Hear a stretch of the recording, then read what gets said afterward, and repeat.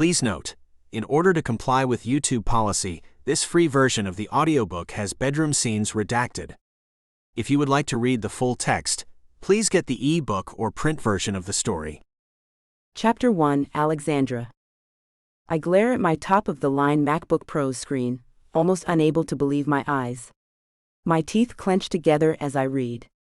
The more I scroll, the faster my breathing becomes. Even though the words are swirling before my gaze, I know this is bad. Really bad. After slamming the laptop's lid closed, I pick up the device and rear back to sling it like a frisbee into the luxurious infinity pool. Oh no you don't. Brinkley, my trusty, capable personal assistant, glides by and saves the computer. After setting the device well out of my reach, he sits on the edge of my lounge chair and asks, "What's wrong? Did an online troll blast you for what you wore to last night's gala? I told you, yellow isn't your color, my dear." "No," I snap, perturbed at both his guess and the fact that he was right about the color of the dress not suiting me.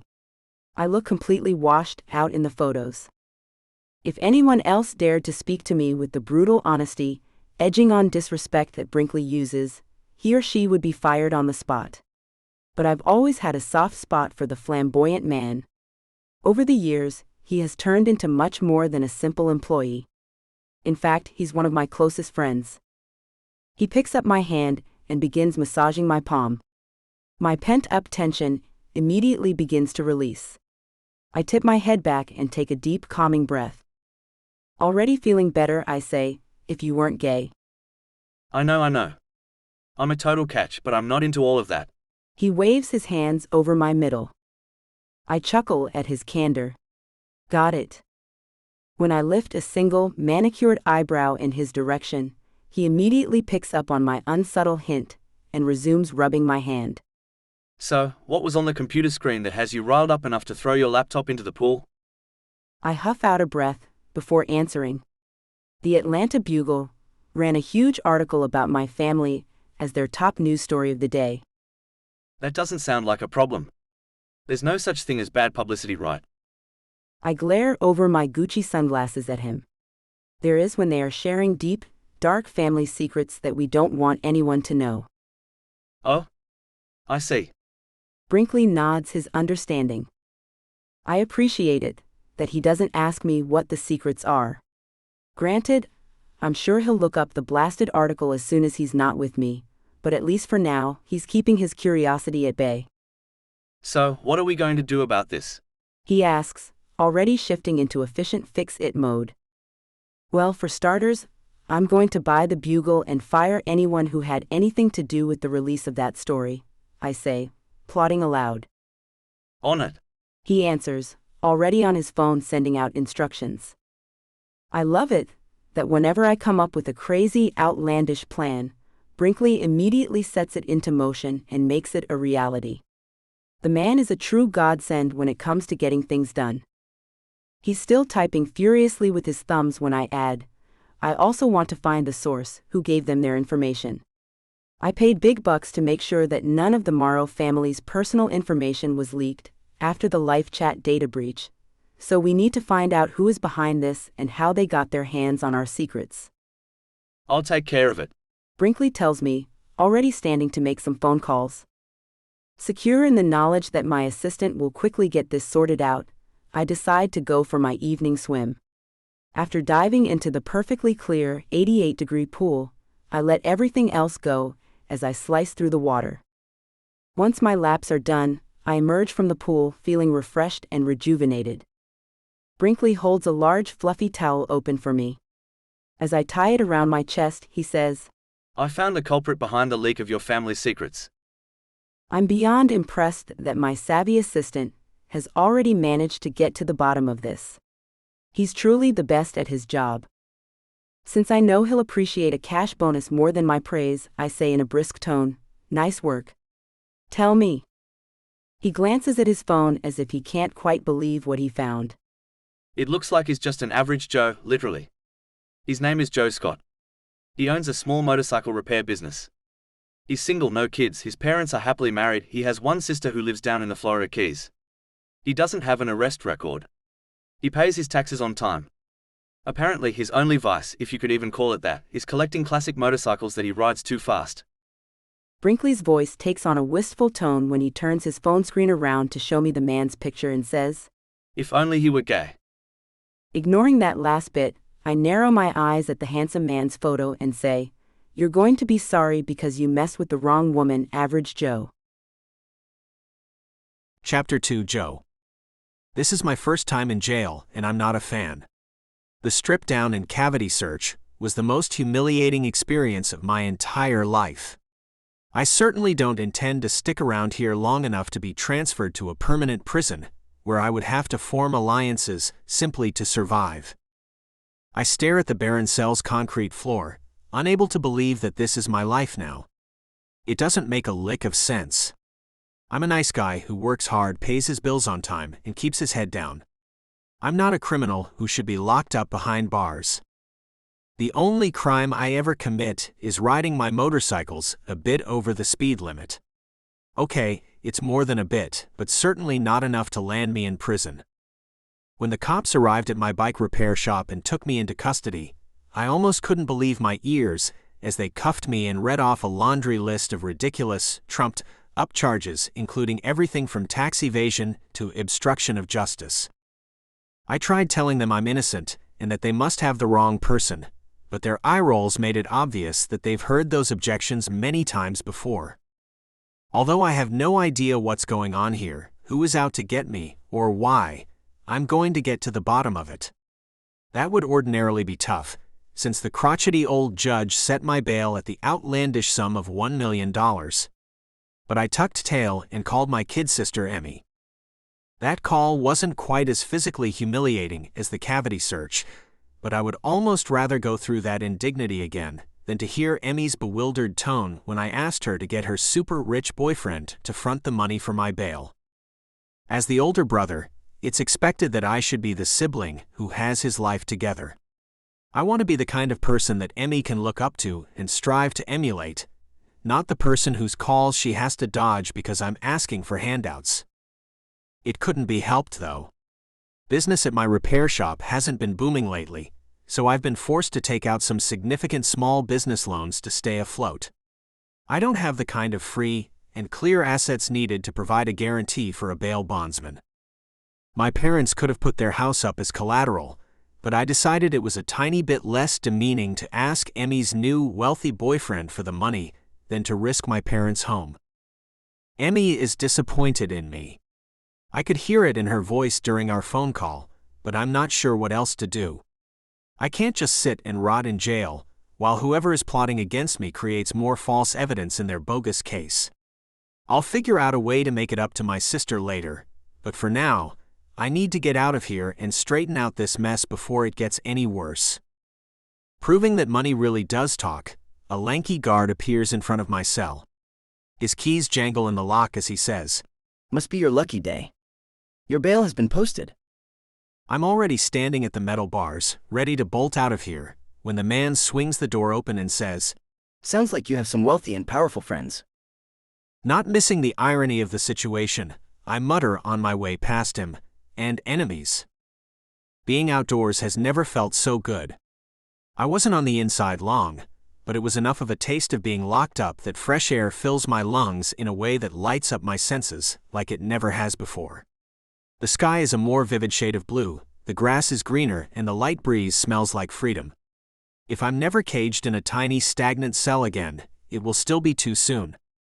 I'm savoring the warmth of the sunshine on my face when I glimpse her in my peripheral vision.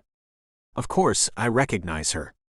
You can't live within a 100-mile radius of Atlanta and not be aware of the Morrow family heiress.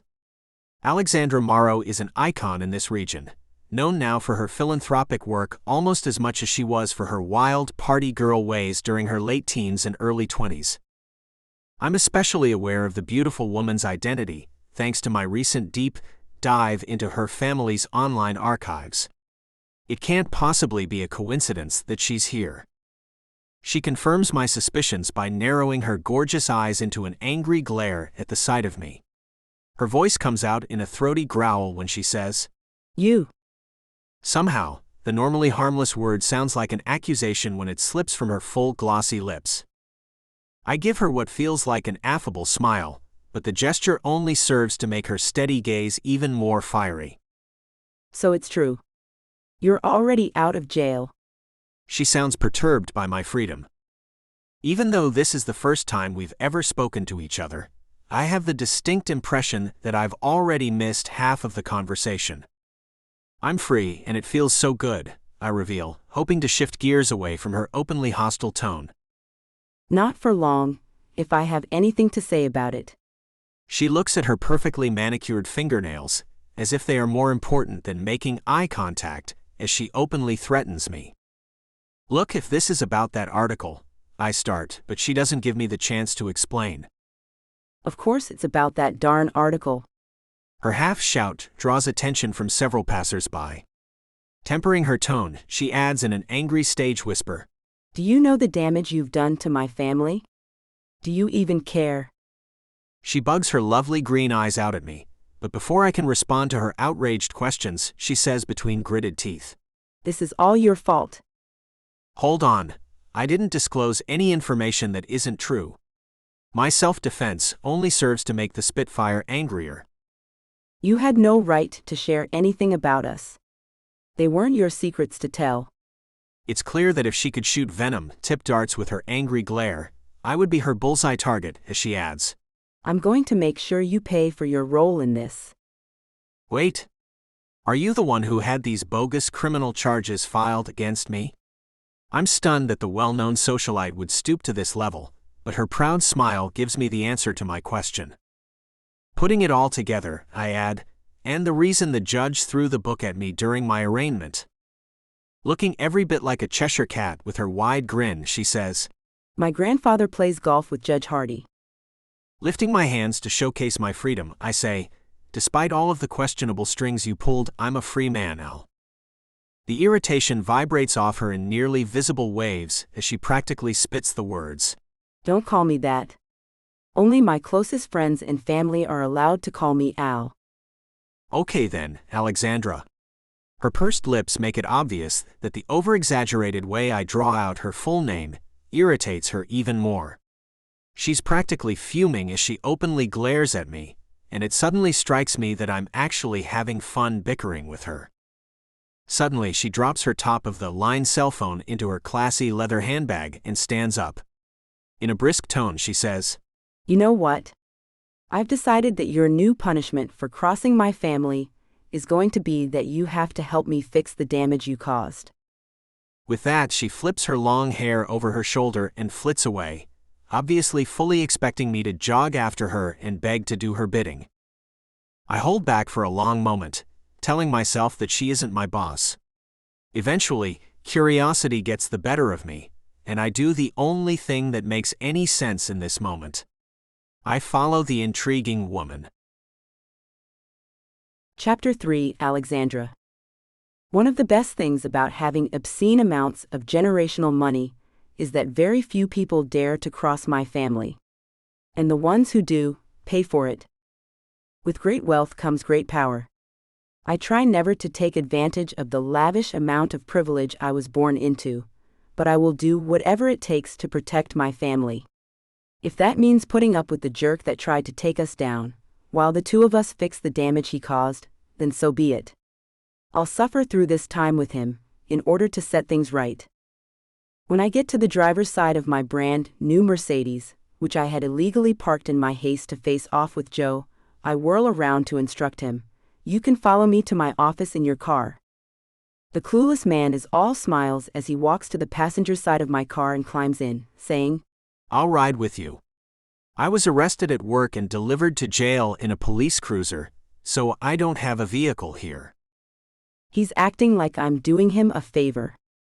I clench my teeth together as I slide behind the wheel of my car. This is supposed to be a punishment for him, but the blasted man seems to be enjoying himself. That's the last thing I want, to reward the person who tried to ruin my family's reputation. After making an illegal U-turn, I head toward the tall building where I run my empire. I drive too fast. It's always been one of my secret pleasures, but I take my speed demon ways to the extreme today in the hopes of rattling the man beside me. Joe remains as cool as a cucumber and looks like he's having the time of his life. One would never guess the precarious situation he is in by looking at his relaxed posture and satisfied smile.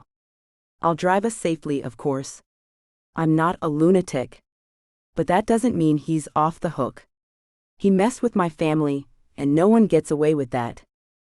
We don't speak, as I park in my primo, reserved spot in the garage next to our building, nor in the elevator on the way up to my executive suite of offices on the top floor.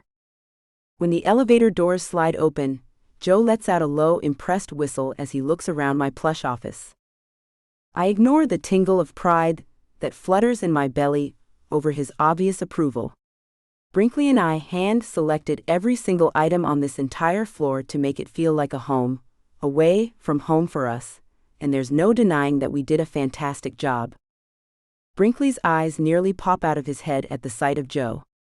In an instant, he stands and swishes around his desk to greet us. Well, hello, Mr. Biceps. If there's anything you need from me, just say the word and I'll jump on it.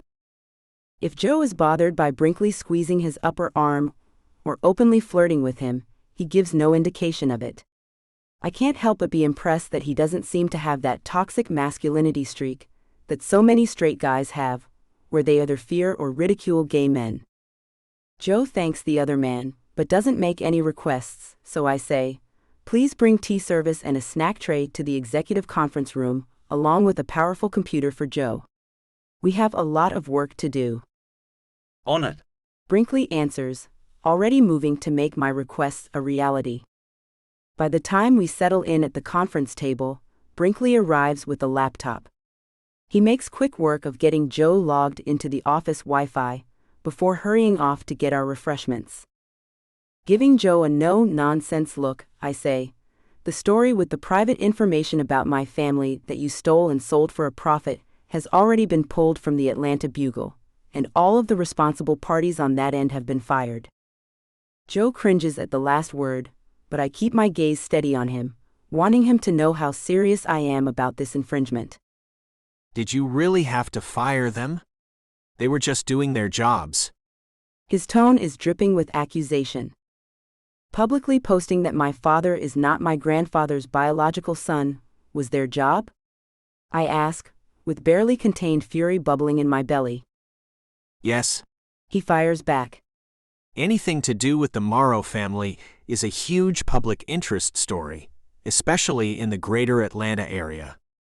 Hating it that I sound defensive, I add, I'm not the one in the wrong here. At his steady, no-nonsense gaze, I cross my arms over my chest, likely making myself look like a petulant child. We need to figure out a way to contain this news, to limit the damage done by the leak. The original story has been taken down, but people had already begun sharing it and discussing it on social media, so it's still spreading like wildfire. In a calm, rational tone, he says, At this point, I doubt if there is a way to contain it. The revelation has likely already taken on wings of its own, and anything we try to do to curb it may just draw more attention to it. Wouldn't it be better to just ride out the storm until something new grabs the squirrel-like attention of the internet? Morrows don't just ride out storms like fearful weenies. We take control and crash through the waves on our own terms, I say, allowing my obvious family pride to shine through. It hits me then, like a punch in the stomach. I've been aware of it for a while, but I never truly allowed it to fully sink in. I'm not actually a Morrow. My dad's biological father could be the mailman for all we know. And since my grandmother passed away a long time ago, we'll likely never know the truth. My surname, the source of so much of my pride, wealth, and stature in the community, is based on an enormous lie.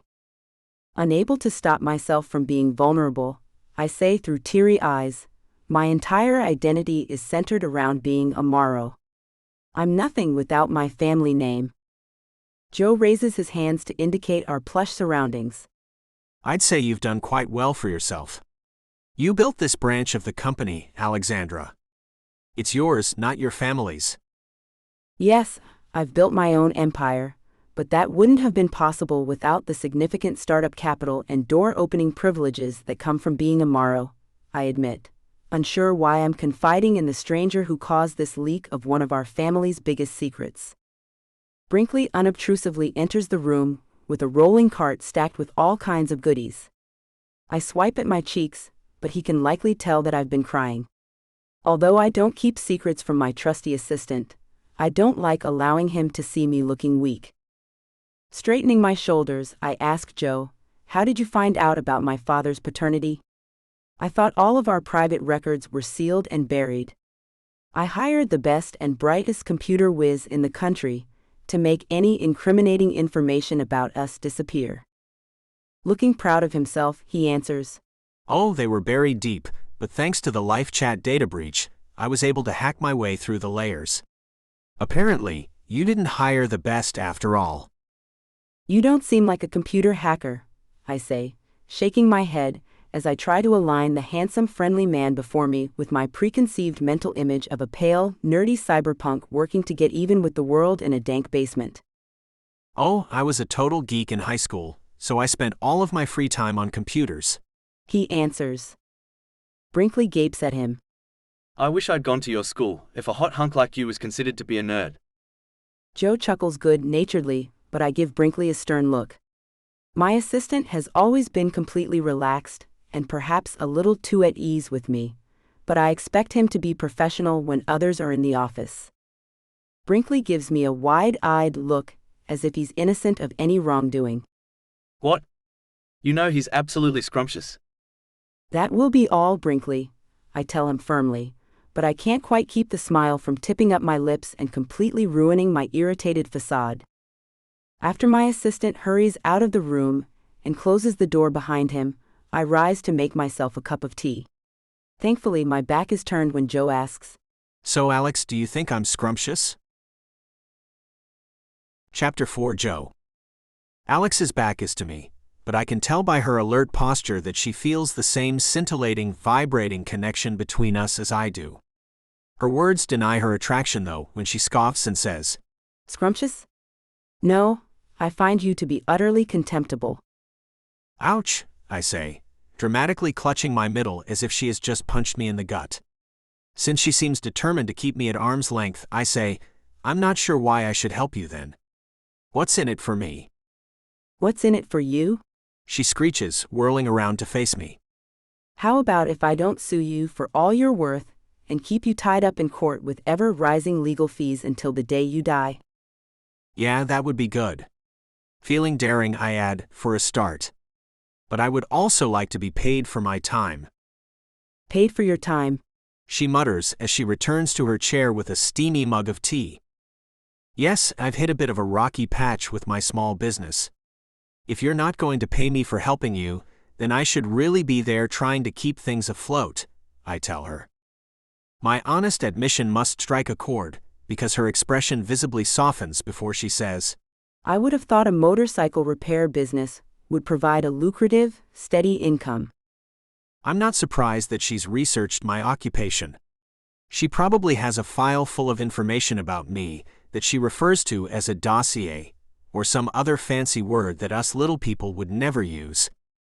She's looking at me as if she expects a response, so I say, "Normally it would be, but I had some unexpected expenses, like a tree falling on the shop's roof, that are making things tighter than normal." Her expression scrunches with confusion. "Shouldn't insurance cover a damaged roof?" It probably would if I'd stayed up to date on my premiums, but business was slow for a spell, and I let a couple of things slide, I admit. She bugs her eyes out in my direction, as if I'm the biggest imbecile in the world. "Like your business's insurance coverage? That's just asking for trouble." That does it. Her holier-than-thou attitude has me ready to bolt from this room and never look back. She startles at my half-shout. "Look, I don't need your judgmental tone. I'm doing the best I can. My business may not be a billion-dollar conglomerate, but you said yourself that you had some unfair advantages in that department." "I didn't mean to offend you," she says in a whisper-quiet tone that stops me from lunging out of my chair and heading for the door. Pausing, I stare at her, trying to assess her sincerity. Anger has my heart racing, which makes my chest heave with each breath I take. Finally, I say, some of us have to struggle and get creative to make things work, but that doesn't mean we're willing to give up on our dreams. I understand that, She says a little too quickly. Do you? I ask, confident that she doesn't get it at all. Have you ever had to juggle money around to pay your bills, or decide which necessity you can try to live without? She's staring down at the glossy table when she shakes her head. Scratching my scruffy chin, I say, look, I'm not trying to make you feel guilty. Well, you could have fooled me. She snaps, making it obvious that her fiery side is always on standby, ready to strike at the slightest provocation. Can we agree that it isn't your fault that you were born into a life filled with wealth and privilege, any more than it's mine that I wasn't? At my rational question, she bobs her head once. Okay, now that we have a truce, let's dig in and see what we can figure out about this story's reach. What can I do to help? She asks, obviously on board with anything that will bring her closer to stopping its spread. After instructing her to do a Google search and make me a list of all of the websites that have run a story on her family within the last week, I begin working my magic. It doesn't take long for us both to see that this story has already taken on massive legs of its own. Alex runs her fingers through her long hair before saying, There are already thousands of results. We'll never get through all of these. As much as I dislike the hopelessness in her tone, I have to agree with her assessment. Nodding, I add, and this is just the tip of the iceberg. Oh no. Alex practically wails. Her normally perfect posture has been replaced by a definite slump. I wish I could do more to help, but I'm afraid that at this point, the story is beyond containment. Perhaps you should shift your efforts toward distraction and guide the public eye to some shiny new object. Since this suggestion is the best advice I can give her, I stand and prepare to leave. Alex's eyes widen in alarm. Where do you think you're going? I cringe away from her screechy tone before answering, I'm going to get a ride back to my shop. There's nothing more I can do for you. Oh no, you don't. Alex responds, openly glaring at me. You got my family into this mess, and you're going to help us get out. Splaying my hands, I say, I already told you the story is out. There's nothing more we can do to stop it. Alex's voice is whisper quiet, so I have to lean forward to hear her when she says, I think there's more to the story than what was leaked. Chapter 5, Alexandra. Joe's eyes narrow in my direction. What do you mean there's more to the story? What other secrets are you trying to hide? I don't know, I answer honestly, but it's obvious by his no-nonsense look that he doesn't believe me.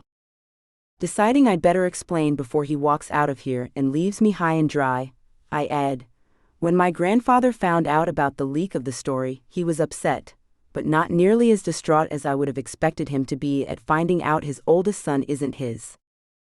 Okay. Joe says, obviously thinking that this proves nothing. Rushing on, I explain, my grandfather is a very proud man. The news that he isn't my father's biological parent should have rocked him to his core, but it didn't. Which implies that he was already aware of that fact. Joe surmises. Exactly, I agree, nodding my head. After he poured over the stories, he kept saying how lucky we were, and that it could have been so much worse.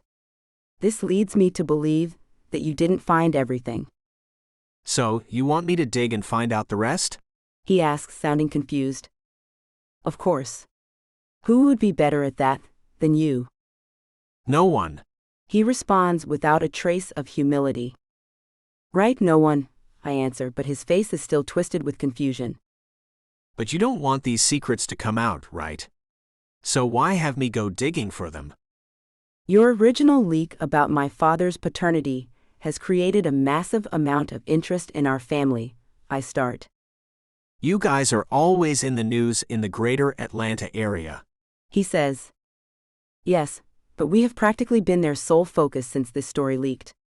Now, there are all kinds of reporters and likely other computer hackers and data miners looking for more information on us to write an article with a new angle. If one of them stumbles upon whatever other secrets my grandfather is hiding, it could be catastrophic, I explain. Indeed. He agrees, before his expression turns curious again. So, why do you want me to go looking for these secrets? Because you'll probably be the first one to find them. At his cocky nod, I add, and this time I'm going to be the highest bidder. You'll sell the information you find to me, and make sure no one else ever finds it. Ah, that makes sense. He leans back in his chair and crosses his ankles. How do you know I won't sell any information I discover out from under you? You're going to sign a contract to work for me exclusively that includes a binding non-disclosure agreement, and I'm going to pay you handsomely. How handsomely? He asks with dollar signs practically dancing in his eyes. Brinkley has chosen this moment to slip back into the room. Patting Joe's shoulder, he says, As handsomely as you are, not so average Joe. That's not the right usage of that word, I tell him, rolling my eyes at his overt flirtation. It works fine. He says, before looking to Joe for confirmation. Right? Ah, sure. As long as I'm getting paid big money, it works for me. Joe answers. Huge. Brinkley breathes out the word. I glare between the men. Instantly picking up on my annoyance, Brinkley shifts into efficient assistant mode and says, I'll have those contracts drawn up. With that, he hurries out of the room. Giving me a knowing smile, Joe says, He's a character. Sometimes he's almost too much, I mumble. Softening, I add, but he is amazing at his job, and he has a knack for knowing exactly what I need and when I need it. Which makes him irreplaceable. Joe guesses. Exactly, I agree, liking it that he gets it. Shifting topics, Joe says, Before I get to work on saving your family's deep dark secrets, I'd like to know just how big of a payday this is going to be. Of course, everything always comes down to money. Deciding to make his day, I say, if you're able to pull this off, I'll make sure you never again have to worry about your bike repair shop going under. Giving me a wide smile, he says, In that case, I'm all yours. The response intrudes unwanted in my mind, but thankfully I'm able to stop myself from voicing it aloud. If only. Chapter 6 Joe. While I appreciate it that Alex seems to have cleared her busy schedule to stay in this conference room with me while I work, her presence seems to suck all of the available oxygen from the room. It's hard to fully concentrate on my oversized computer monitor, with her sitting here looking so gorgeous. Don't let me keep you from making any multi-million-dollar deals, I say, hoping that she'll take the hint. As much as I don't want her to leave, I'm sure to be more productive without her in such close proximity. Besides, since there's no way she would ever date a normie like me, I might as well finish this project. The quicker I wrap up this job, the sooner I'll get out of here and receive my giant payday. Am I bothering you? She asks with wide eyes. No, I answer too quickly. Hoping she won't get a sense of exactly how hot and bothered I am by her, I add, I'm just sure you have more important things to be doing. Not at all. This is my top priority, and I'll do anything I can to help you. She offers.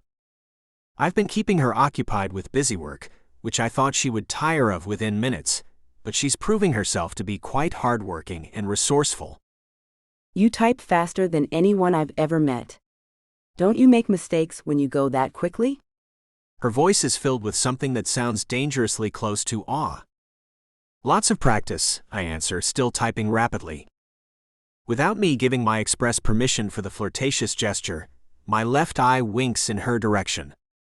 Her breath hitches, and my fingers pause on the keyboard for the first time in hours. Every cell in my body wants to lunge in the beautiful woman's direction. An innate sense tells me that she wouldn't stop me, but that same instinct says that one hot tryst with her wouldn't be nearly enough. It's all I can do to force myself to refocus on my computer. We are from two different worlds, and that fact will never change. It's better for me to keep things professional between us and be able to move on with my heart still in one piece after this job is done. I get into the groove with my work, and time seems to slip by in the blink of an eye. What feels like only minutes to me has likely been several hours, since the daylight slanting in through the large window is starting to fade. Brinkley appears and offers to order us food for dinner. I barely pay attention as they discuss delivery options, since I've found an interesting rabbit hole to dive into online. When I follow it to its source, I blink at the screen as I try to make sense of the information before me. My voice sounds scratchy when I say, "I think I've found something." Brinkley and Alex both freeze before moving to hover over my shoulder, as if the gibberish mixture of data points is going to make any sense to them. Proving that it doesn't, Brinkley says, "Cripes, looking at this is giving me a headache." He dramatically holds his pointer finger and thumb over the bridge of his nose. Headache or not? I'm pretty sure this is what we've been looking for, I tell them. Already. You're even better than I imagined. Alex weighs in. It's all I can do to refrain from puffing up my chest at her praise. But I know that what I have to tell her next is going to displease her. It looks like someone already beat us to it, I admit. What do you mean? The desperate, pleading look in Alex's eyes makes me wish I had a different answer. Opting to rip off the bandage quickly, I say, someone recently pulled some data and deleted it from this highly protected file. Alex's gaze turns hopeful. If they deleted it, then perhaps they aren't planning to do anything nefarious with it. Maybe it was someone looking out for our interests.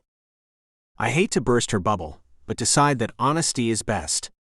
I'm afraid not, since they made a copy before deleting it. Can you undelete it just long enough to see what they know? She asks. She and Brinkley are both gazing at me, as if I am their personal savior. Perhaps, but it will take a while. That's okay. Alex starts. Knowing that I have a better plan, I say, it will likely be quicker and easier to go straight to the source who found the information and find out what she plans to do with it. She? Alex asks, instantly picking up on the hint I shared. I nod my head. The person who stole the information has a digital signature that I would recognize anywhere because I'm the one who trained her. Alex's eyes flare with anger. You trained the person who is likely getting ready to ruin our lives? I did, I admit quietly. Do you run a hackers training academy, or something? She asks.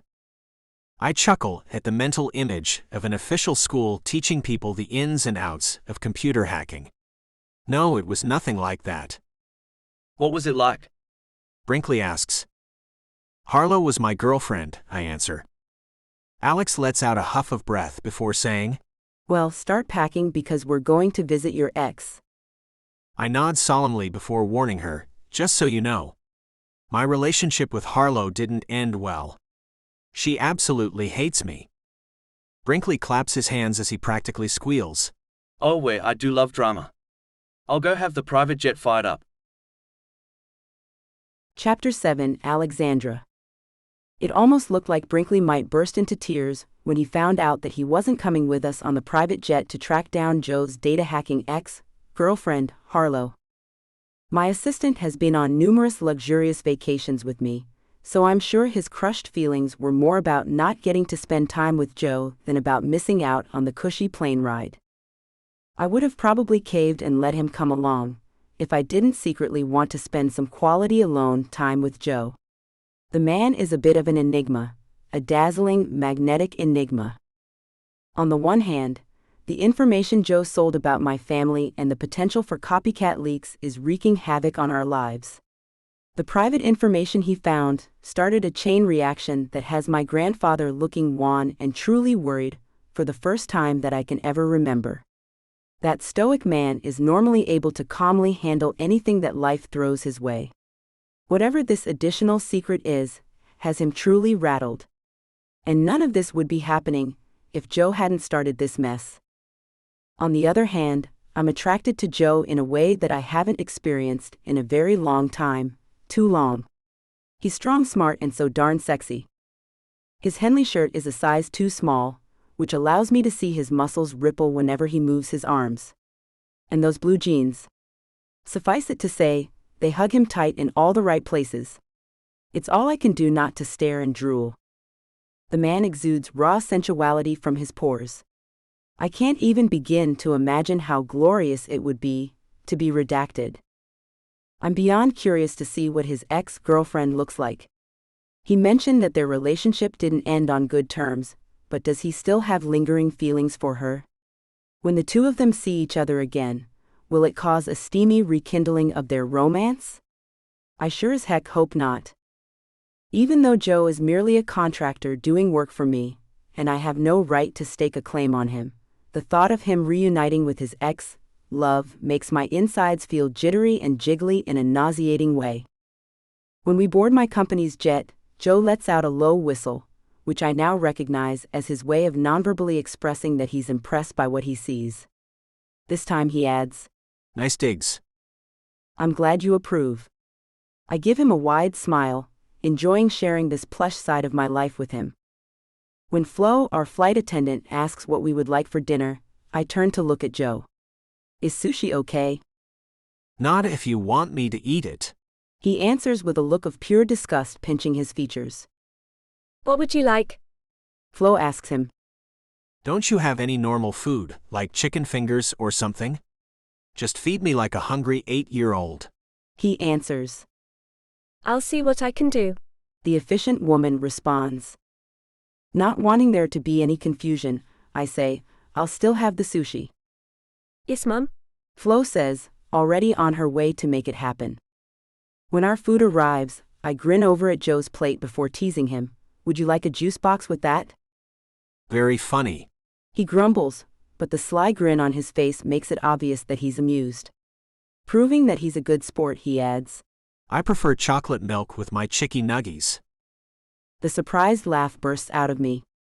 I've never known such a big, strong masculine man to be so comfortable making fun of himself.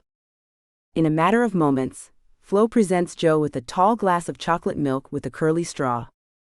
The surprised man says, Oh, I was just kidding. All right then. Flo says, already moving to return the beverage to the galley.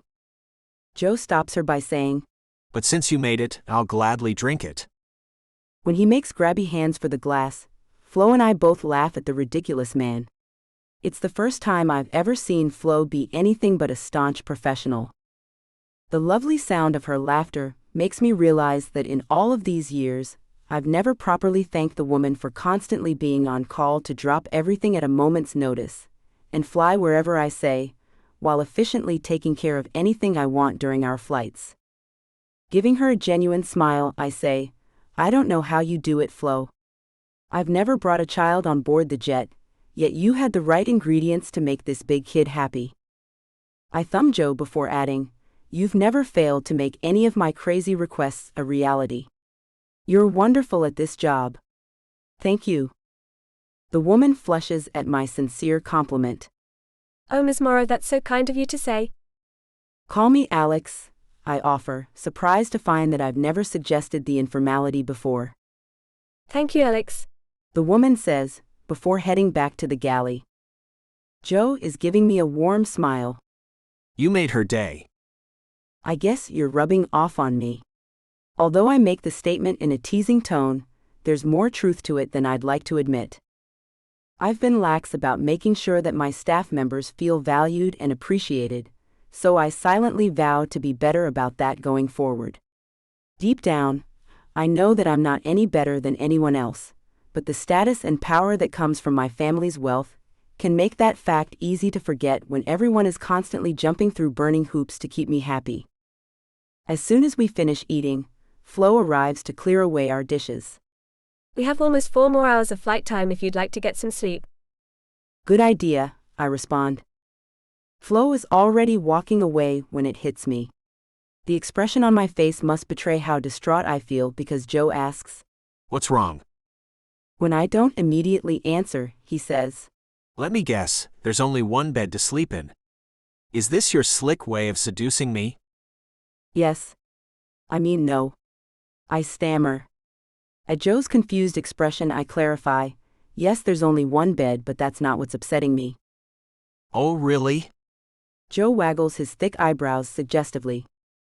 I roll my eyes at the man's overt flirtation. Yes, really. You can have the bed, and I'll stay out here. The seats recline all the way back. After I lean my chair back, Joe says, You take the bedroom, and I'll sleep out here. My mama would take away my Southern gentleman card if I stole a woman's bed. I grin at the silly man before saying, No, really, it's fine. I won't be able to sleep anyway.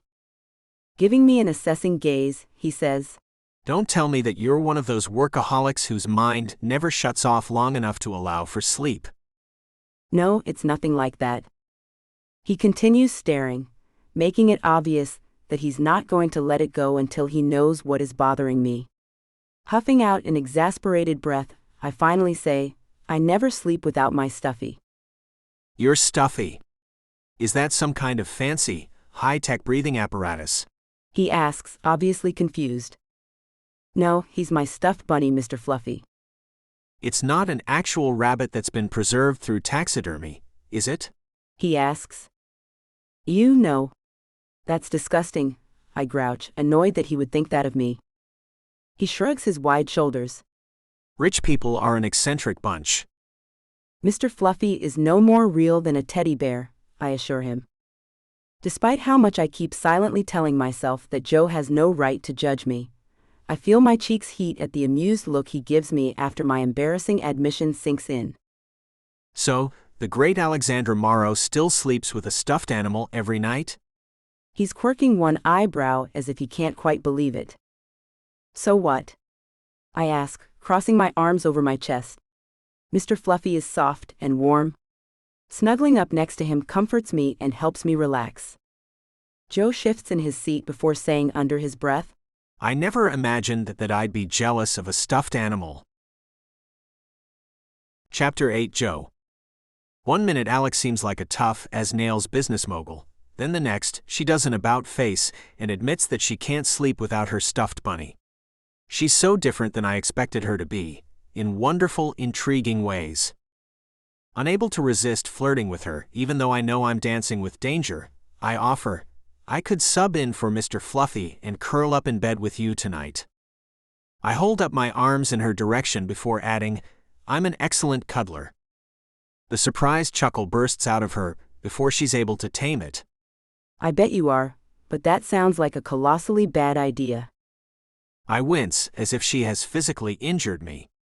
Did you have to go with colossally bad? I would have gotten your point if you'd simply stuck with bad. Bad? Doesn't quite cover how terrible of an idea it is. She responds quickly.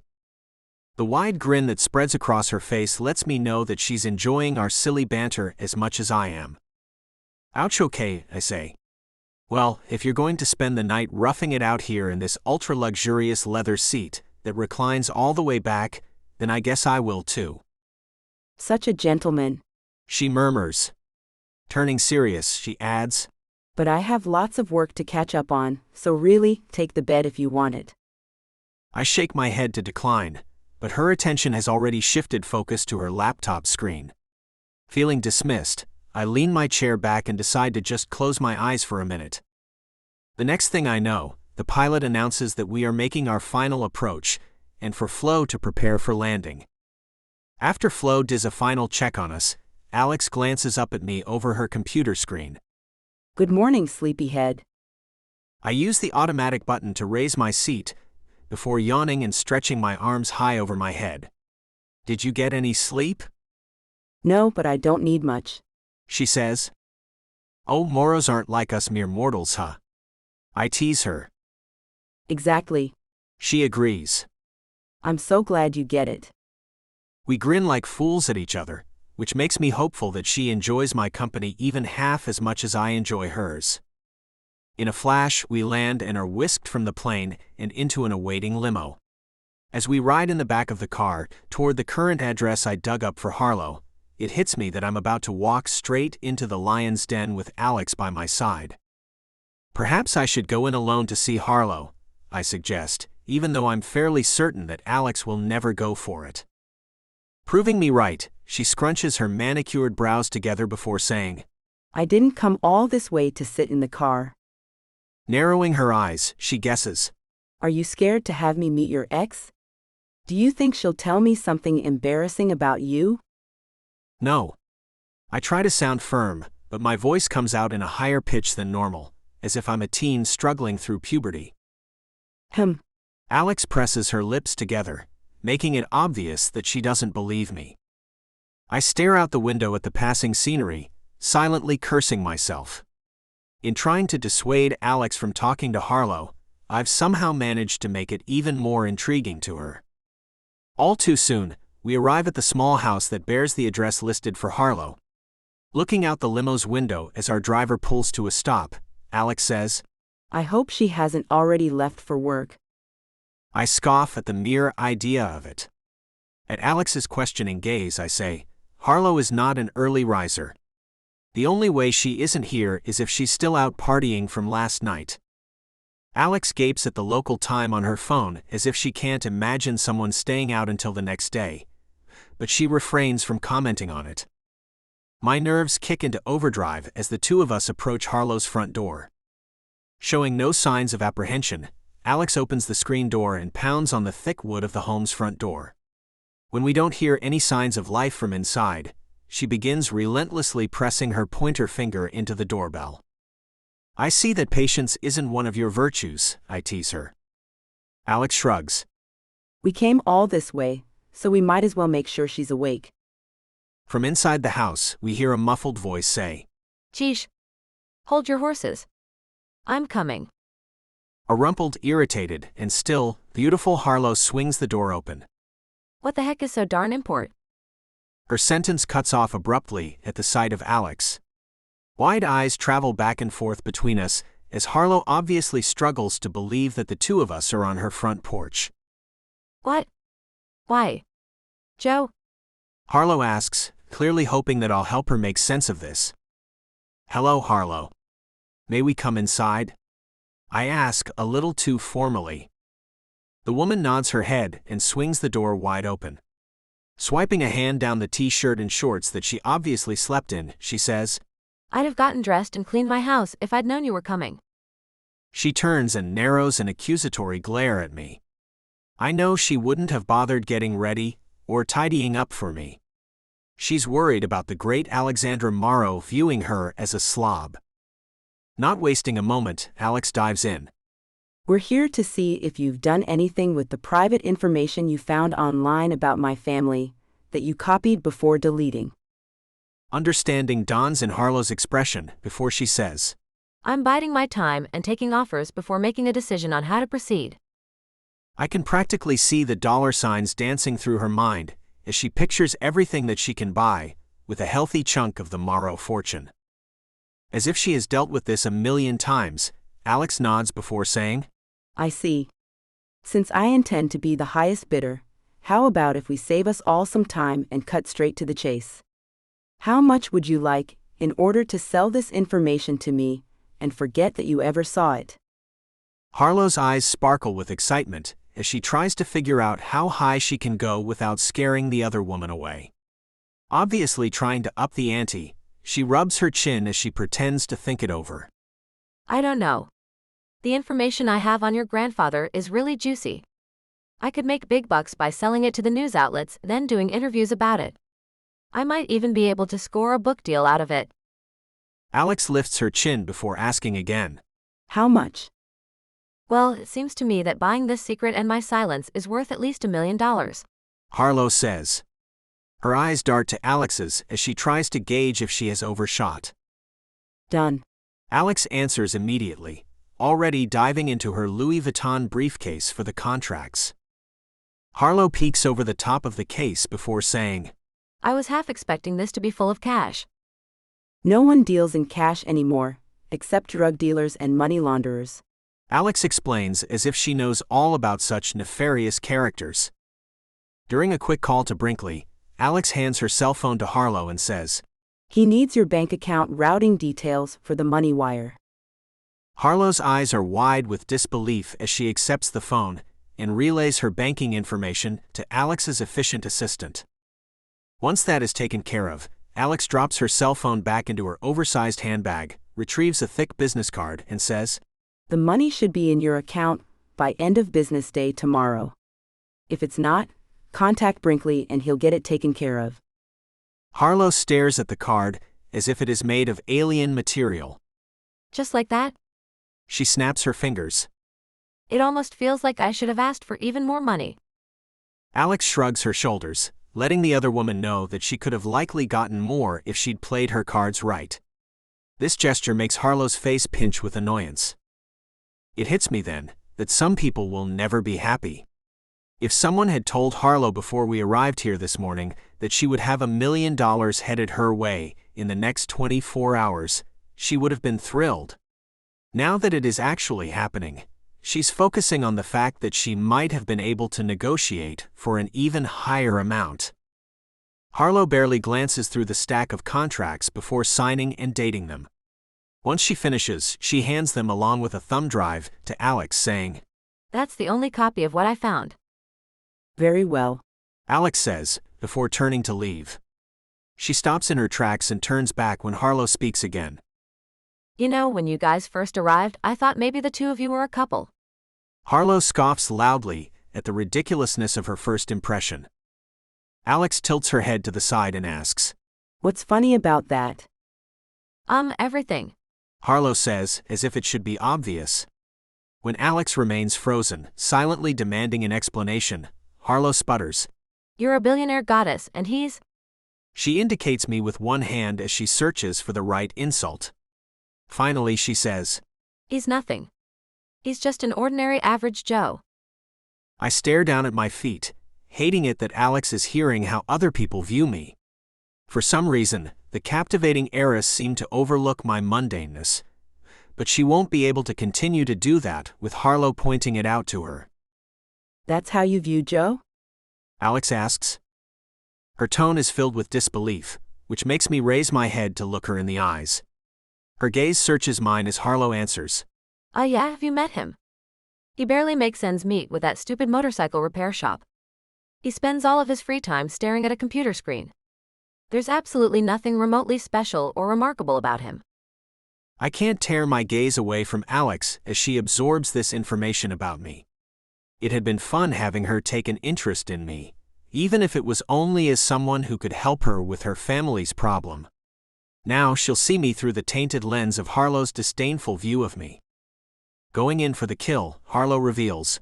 He's so dull, I had to cheat on him to keep from dying of boredom when we were together. It's typical Harlow to blame me for her cheating, but I don't have the bandwidth to fight with her right now. My sole focus is on Alex as I brace for her reaction to Harlow's unflattering revelations about me.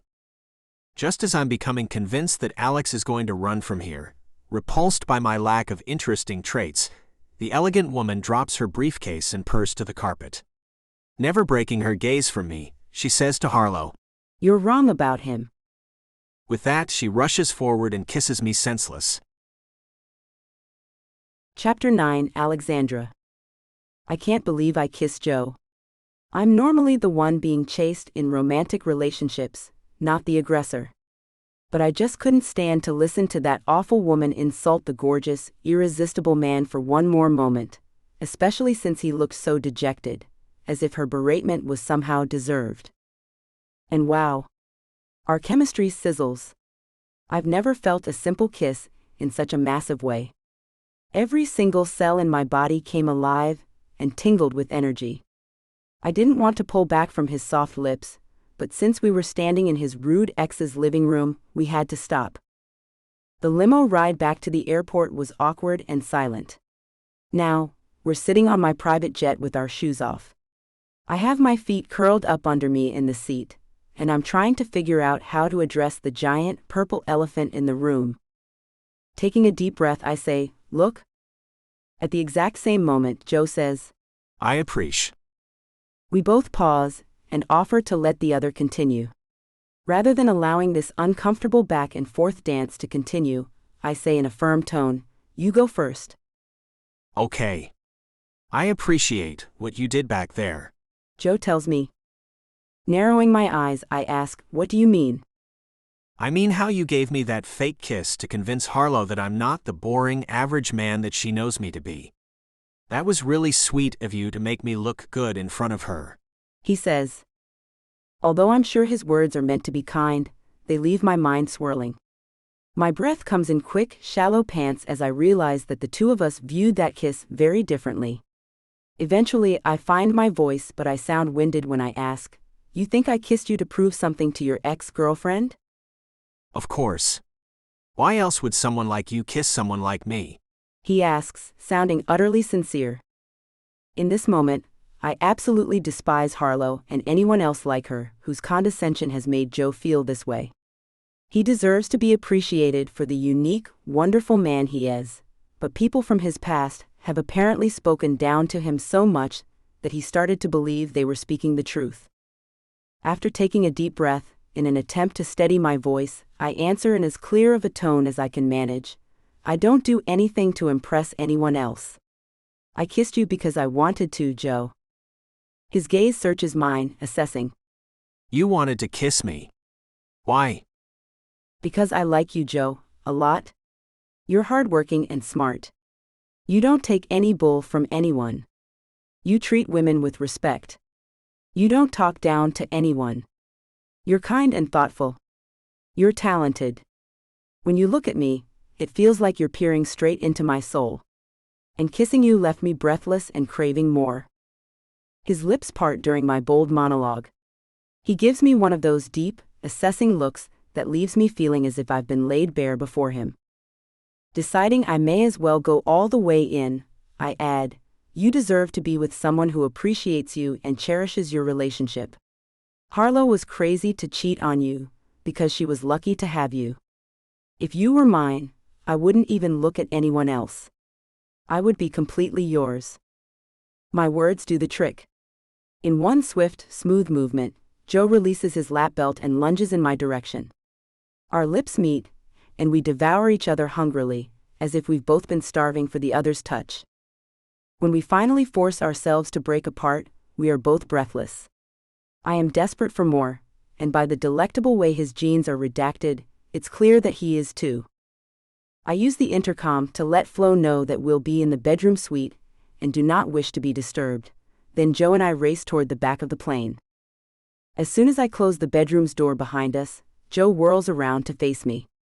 He doesn't even bother with one of his appreciative, low whistles to indicate how plush the bedroom is, because his attention is completely consumed by me.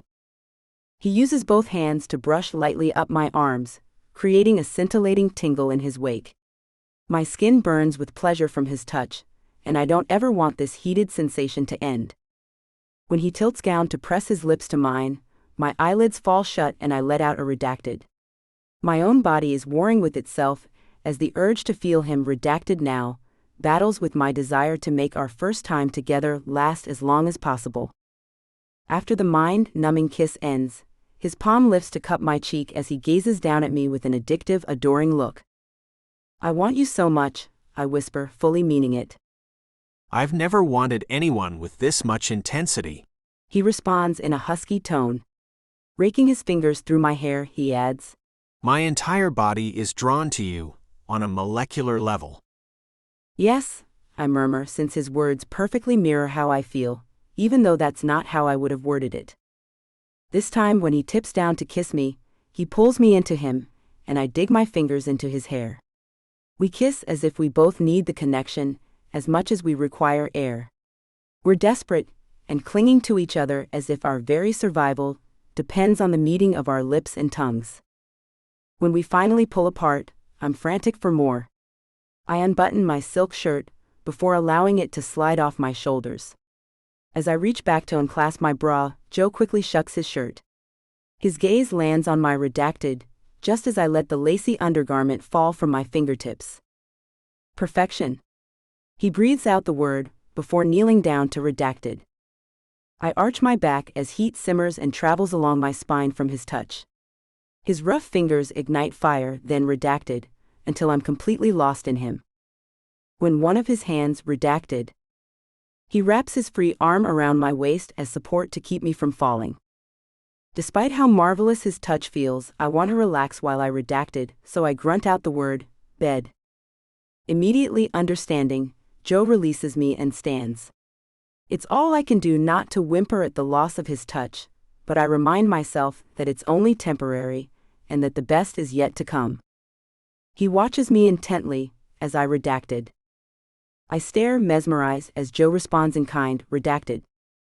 When he lifts his chin toward me with his gaze locked onto my redacted, I know exactly what he wants. Needing us to be in this together, I return the chin gesture with my gaze zeroed in on redacted. In silent agreement, we both redacted. Standing there, redacted, we eye each other hungrily. I lick my lips and stare at his redacted before saying in a breathy voice, "You're anything but average, Joe." Chapter 10 Joe.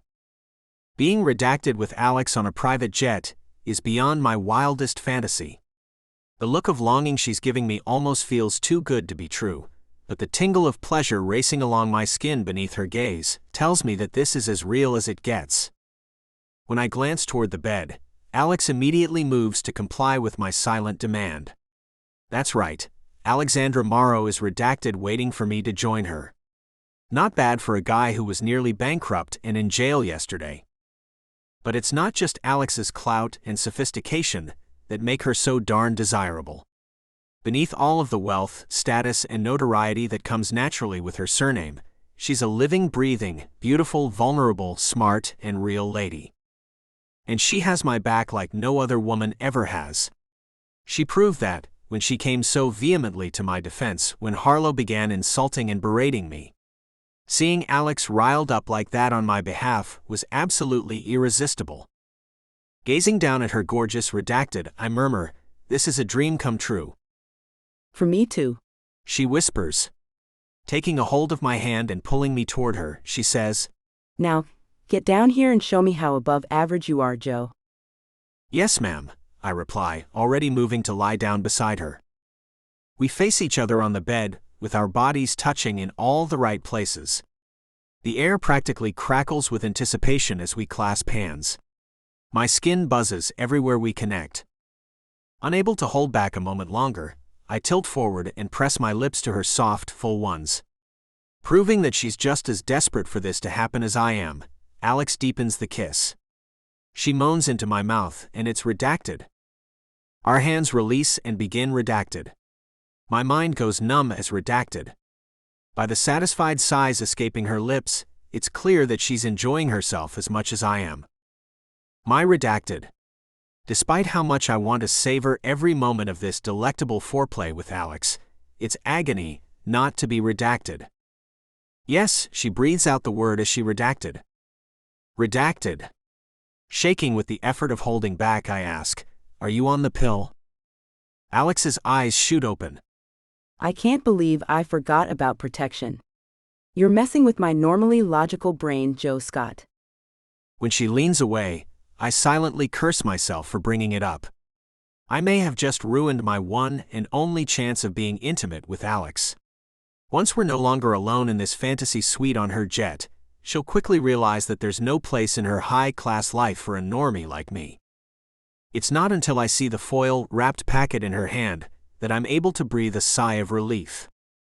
She grins at me as she rips the package open and says, "I've never brought a romantic interest back here before, but Flo is always prepared for anything."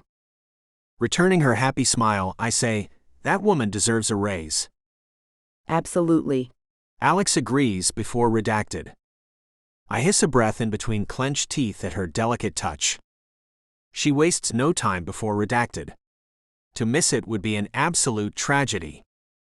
When she tips down to kiss me, her long hair creates a curtain of privacy around us, as if we are the only two people in the entire world. She redacted. Redacted. Sitting up, she begins redacted. I reach out to redacted. Redacted. I've never seen anything so beautiful. Suddenly, her eyes spring open and our gazes lock on each other. It's too much, this insane connection between us. Joe. She cries out as she redacted. I redacted. Seeing and hearing the amazing woman redacted. Redacted. Alex flops down and clings to me, still redacted. After a long moment, she presses her lips to my damp neck before murmuring, I think our souls connected. After setting the redacted aside, I wrap my arms tight around her and whisper near her ear, "I'm never letting you go." The possessive words emerge before I have a chance to think them through. When her silence lingers, I begin to wonder if maybe I've pushed her too far, too fast. That's when I notice that her breathing has evened out.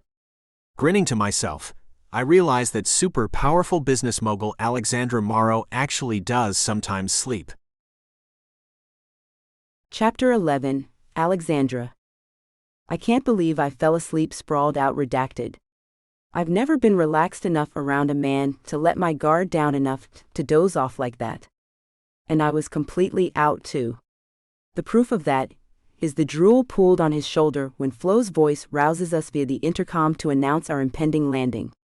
At least he is enough of a gentleman not to comment on the puddle.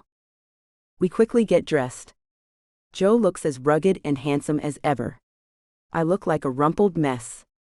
Post-romp hotness level is just one of the injustices women endure in the modern world.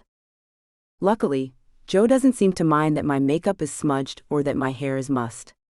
He beams at me like I'm the most beautiful lady he's ever encountered, before tipping down to give me a deep kiss that makes all of my worries fly away. After we climb into the awaiting limo, I pull out my laptop. Holding up the thumb drive, I say, "You distracted me so much with your raw sensuality, I didn't even take the time to look at what this deep dark family secret is." Joe's expression is full of pride over my compliment of his irresistible magnetism. I insert the thumb drive into my computer. As we wait for the device to recognize the plug-in, I bite my lip before saying, "I'm not even sure I want to know what it is." It's best to be aware of what you're dealing with, Joe says confidently. Nodding, I double-click the icon and begin reading. As I scroll, I get the odd sensation of blood draining from my face. I'm likely the complexion of Casper when I look up at Joe with wide eyes and say, "This is even worse than I imagined." May I? He asks, indicating the screen. The old Alex would have never trusted anyone else enough to let him see this incriminating information about my grandfather. But Joe instills me with faith. I have absolutely no doubt about him. He would never use this bombshell revelation against us.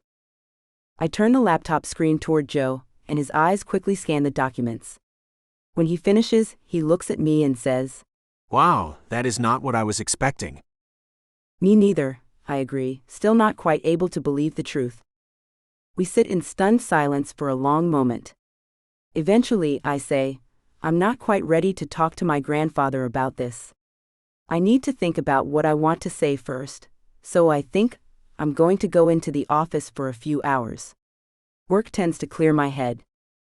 I lower the glass partition to instruct our driver to take me directly to the office, then indicate for him to take Joe wherever he would like to go, before returning to pick me up at the end of the day.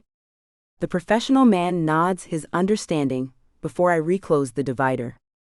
"Are you going to be okay?" Joe asks, sounding truly concerned about my well-being. "Yes. It's a bit of a shock, but I'll get through it." "I always do," I assure him. Taking my hand within his big rough one, he says, "You don't have to do it all alone though, Alex. I'm here whenever you need me. I'm not going anywhere." His warm reassurances are exactly what I need. Smiling, I ask, "How did I get so lucky?" Apparently, good things happen when you wait outside of a jail for an inmate to be released. He quips. I chuckle before saying, "I doubt that's the case very often, but it sure did work out marvelously for me." All too soon, we arrive at my office. Joe gives me an earth-shifting kiss that makes me long to stay with him, but I have responsibilities that require my attention. Making myself pull back, I ask, "Are you available for a late dinner tonight?" Absolutely. He answers immediately. I cling to him as we sneak in a few more kisses.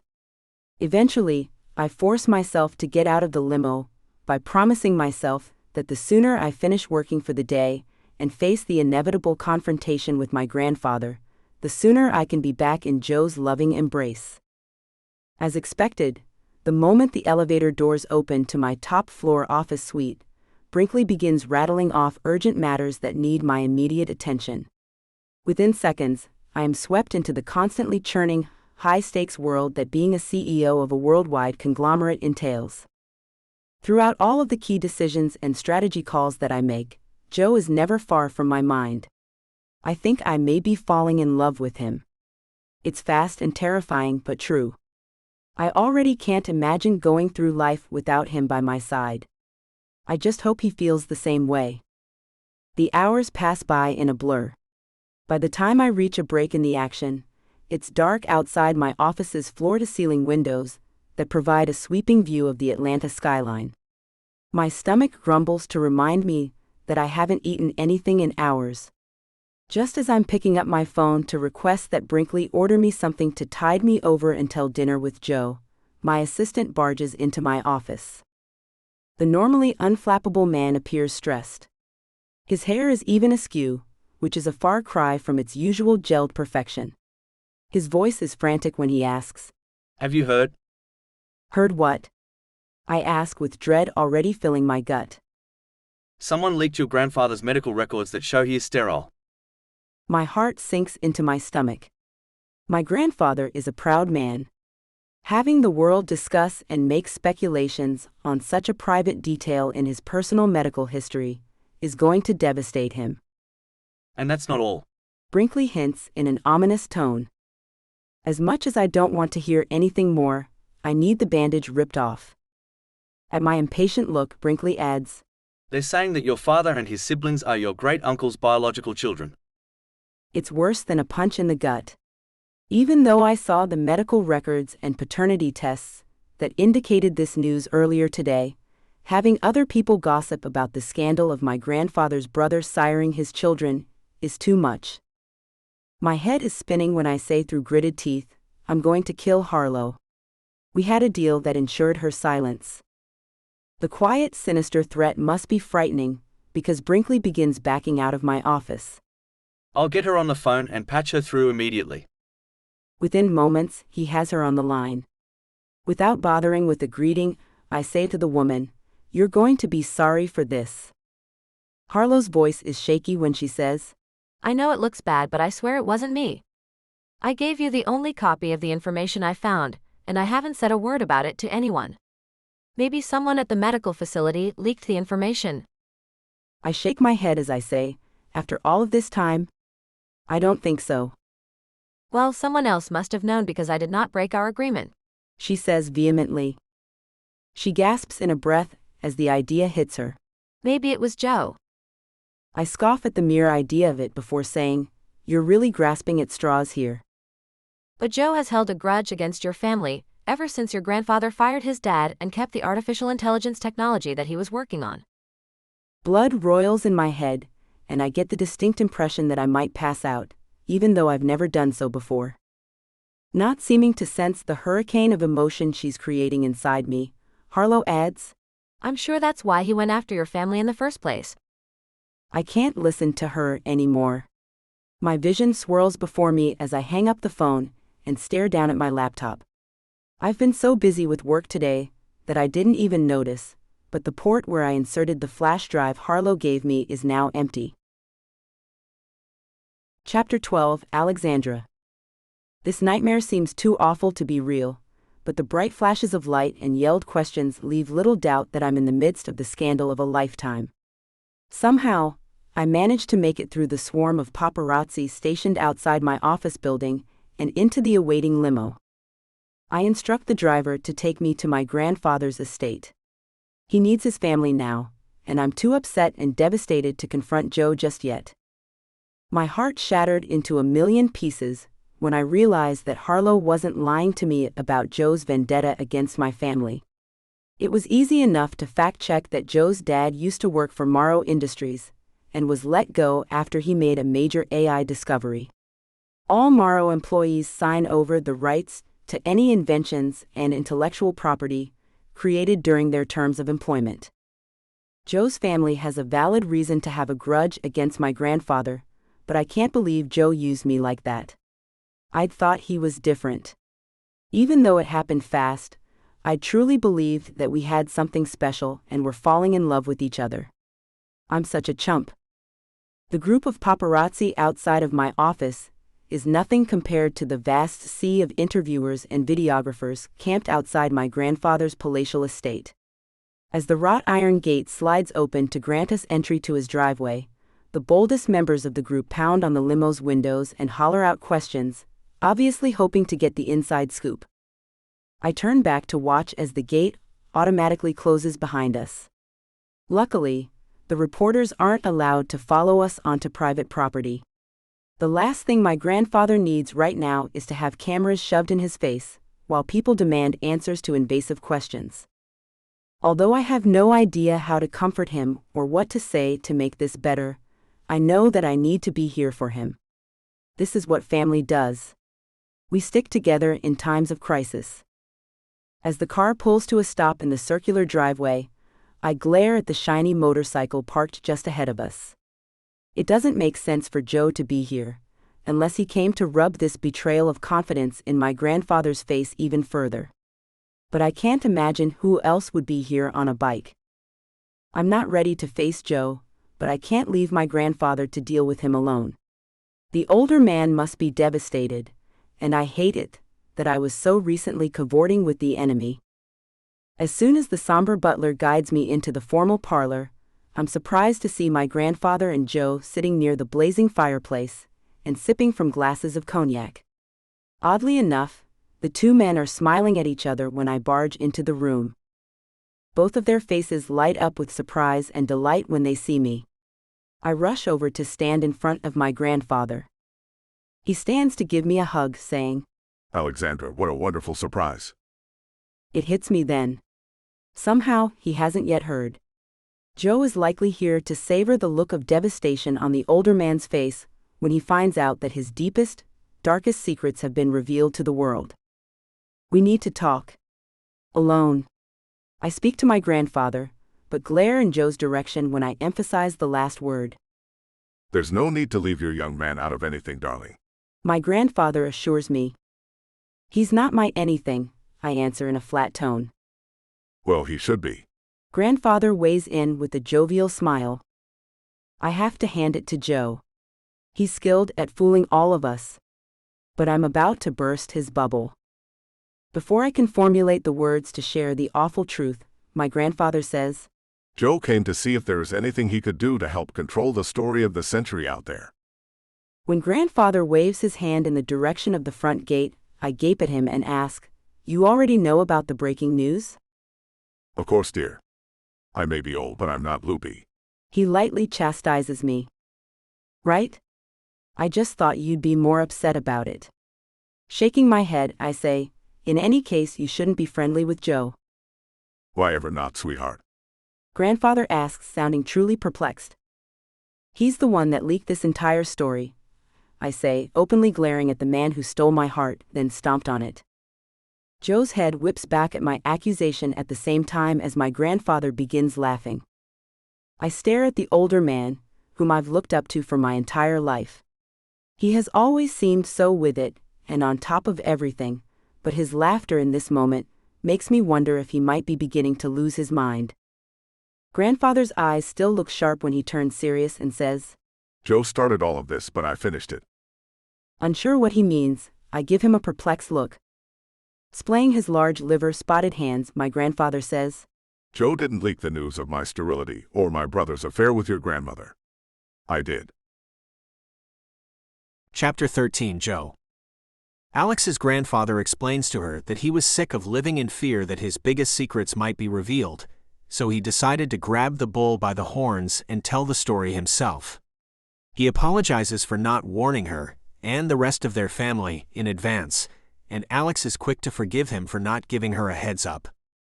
In a serious tone, the older man says, "We'll have a family meeting soon where everything will be fully explained, but the gist of the story is that your grandma's family forced her to marry me rather than my younger brother, even though he's the one she loved." Alex blinks several times and sits down. When she holds her hand out for a glass of the cognac, I quickly pour one and hand it to her. After taking a gulp of her drink, she asks, "Why would they do that?" As the older brother, I was the heir to our family's fortune. He says simply, as if that explains everything. Alex shakes her head as she struggles to absorb all of this. Waggling his large index finger in her direction, her grandfather says, Now don't blame your late grandmother for any of this mess. The heart wants what it wants. We can't control who we love. Don't I know it? Alex mumbles under her breath, before taking another drink and setting her glass aside. Mr. Morrow seems lost in his own thoughts and memories when he continues. Our marriage was a bit of a sham, but even though we weren't madly in love, your grandmother and I did care very deeply for each other. When we realized that I wasn't able to have children, we thought all was lost. The idea of the Morrow heir not reproducing is unacceptable, so your grandmother and I met with my brother to present this plan to him. He was able to be with the woman he loved, privately, and I was able to publicly present children to the world. It really did seem like the best outcome for all of us, and we each swore to keep the secret. Now that they're both gone, I decided I was sick of living in constant fear that the truth was going to come out. There was one quick and easy way to solve that problem. Leak the story yourself. Alex answers quietly. That's right.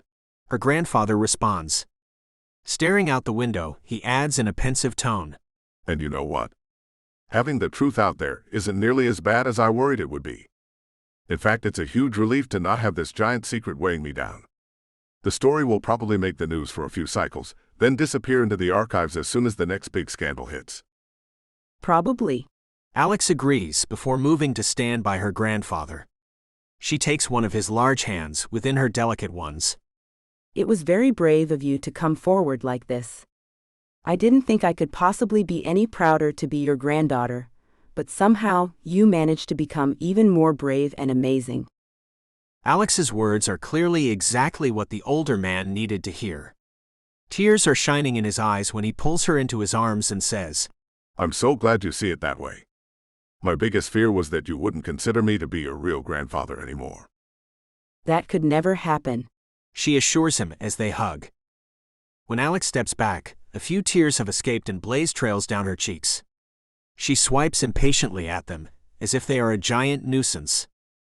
I must make a noise because her gaze whips in my direction, as if she has suddenly remembered that I'm here. Pointing an accusatory finger in my direction, she says, Just because Joe didn't leak the story, doesn't mean that he can be trusted. He's been planning a vendetta against us, thanks to a long-held family grudge that has to do with you firing his father. The older man nods and says, I know all about that. As soon as Joe reminded me what happened and explained how it hurt his family, I called and offered his father his job back, with a promotion and pay raise, of course. But his father didn't want it. When he worked for us, he was a workaholic. Initially, he was angry over being fired, but with time he has realized that it was a blessing in disguise. Now he spends more time with Joe's mom and enjoys his life. Giving Alex a serious look, he says, It's easy to get so caught up with working that we stop truly living and having fun. I fell into that trap and forgot that my employees are real people with families, not just numbers on a spreadsheet. Joe's dad worked too much as well, and all it got him was fired. I feel terrible for my role in that. Please ensure that you don't make the same mistakes we have, sweetness. There's more to life than just toiling away to build an impressive legacy. Alex nods her agreement, but I can tell by the practically visible waves of anger rolling off her back that she hasn't yet forgiven me. Evidently sensing her lingering hostility as well, her grandfather says, Joe is a good man, and he cares very deeply for you. At the undignified scoffing sound that emerges from Alex's throat, the distinguished man says, If he didn't care, he wouldn't be here, honey. I don't know if you've noticed, but I can be a bit of an intimidating jerk. We both chuckle at that understatement before he continues. He barged in here to admit what he'd done to start this firestorm. He was ready to do whatever it took to help me contain it. Looking me in the eye and admitting that was the epitome of bravery. It could have gone very wrong for him, but he took that chance for you, Alexandra. That sounds to me like a man who is falling in love with you. Deciding it's high time for me to take over, I step forward and say to the woman of my dreams, I'm not just falling in love. I am in love with you, Alex. She shakes her head, which makes the breath leave my lungs in a rush. It's so fast. I know, but it's true. I've never felt this way about anyone. I just want to be with you, and do anything in my power to make you happy. I'll wait as long as it takes for you to love me too. The admissions come out in a flurry. I'm breathless as I wait to hear her reaction. Alex takes her time, gazing into my eyes and thinking over her response. Her expression softens and her lips tip upward just before she says, I love you too, Joe Scott. The magnificent woman rushes into my arms, and I engulf her in my embrace. Her grandfather claps his approval as I cup Alex's cheeks, and we seal our proclamation of love with a tender kiss. Chapter 14, Alexandra. The paparazzi outside my grandfather's estate spiral into a frenzy when Joe and I walk outside hand in hand. They are a good distance away, but that doesn't stop them from snapping photos and barking questions at us through the metal gate. I smile and wave at them, no longer concerned in the slightest about what they might post about our family. My protective streak has been appeased since my grandfather was behind the release of the story. He's right. It's much better to face the scandal head-on and as a tight-knit, cohesive group than to worry about how it might tear us apart later. Suddenly remembering the detail that has been niggling just beneath the surface of my mind, I turn to look up at Joe. What about the thumb drive? Did you steal it, but then change your mind about releasing the information yourself? He freezes and stares down at me. His face twists in confusion. In a sincere tone, he says, Alex, I didn't take the thumb drive. I didn't even consider it. Now that I know and love you, I would never do something like that to you or your family. Well, who did take it then? I wonder aloud. The only other person who could have had access to it is Brinkley, but my assistant has proven his unwavering loyalty over the years. Maybe it fell out in the limo. Joe suggests. It's doubtful, but I climb into the backseat of the car, hoping to find an explanation for what happened to the missing memory stick. Joe circles the car, opens the back door on the driver's side and joins the search. We check under the floor mats and run our fingers along the crack at the back of the seat, but come up empty-handed. I let out a frustrated sigh, knowing that this mystery will drive me crazy until we figure out what happened. Brightening with an idea, Joe asks, Where's your laptop bag? Maybe it fell out inside it. I can't believe I didn't think of that. I'd purposely left my computer at the office tonight because I knew there would be too much family drama for me to get any real work done. Brinkley picks up my call before I even hear the tone to indicate it's ringing. I'm not surprised to discover that he's still at the office. The man is as much of a workaholic as I am. After resolving to make sure we both change that bad habit going forward, I ask him to check the bottom of my laptop bag. Within moments, he comes back on the line and says that he found the missing memory stick. I breathe out a deep sigh of relief. After thanking my assistant, I say, You need to go home right now. What? Why? Brinkley sounds completely perplexed by my out-of-character demand. Smiling at Joe, I say into the phone speaker, There is so much more to life than work. You and I are going to start having fun and living life to the fullest. Those will be our top priorities, with work somewhere far down the list. What have you done with my overachieving boss? Your voice sounds like hers, but you're saying words that would never fall from her luscious lips. Brinkley jokes. I chuckle at the silly man before answering. It's me, and I really mean it. We work hard, so we should play hard too, with playing being the priority. Wow, I'm loving this new you. Brinkley weighs in. Does this fabulous change of heart have anything to do with the tasty treat of a man you've been hanging around with lately? Perhaps, I answer before the wide smile spreads across my face when the idea strikes.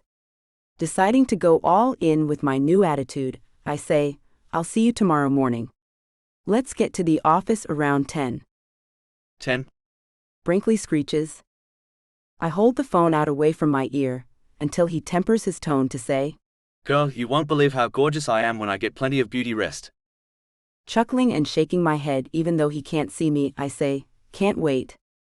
After we hang up, Joe and I emerge from the back of the limo. I'm glad that mystery is solved, he says as he opens his arms for me.